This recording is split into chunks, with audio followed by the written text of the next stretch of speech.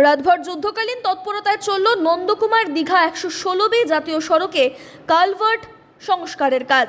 অস্থায়ী এই সংস্কারের পরে আজ রবিবার সকাল 11টার পরে ধীরে ধীরে যান চলাচল স্বাভাবিক হবে বলে জানালেন পূর্ব মেদিনীপুরের অতিরিক্ত পুলিশ সুপার। অত্যন্ত গুরুত্বপূর্ণ এই রাস্তা, দীঘা কলকাতা সরাসরি যোগাযোগের গুরুত্বপূর্ণ এই পথ।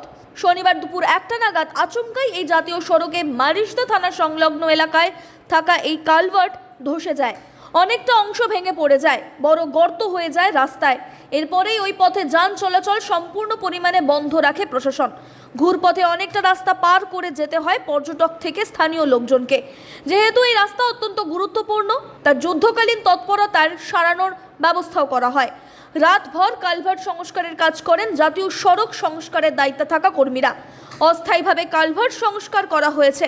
পূর্ব মেদিনীপুর জেলার অতিরিক্ত পুলিশ সুপার শ্যামল কুমার মণ্ডল জানান, মারিসদার কাছে কালভার্টের একাংশ ভেঙে পড়ায় জাতীয় সড়ক দিয়ে যান চলাচল বন্ধ রাখতে হয়েছে।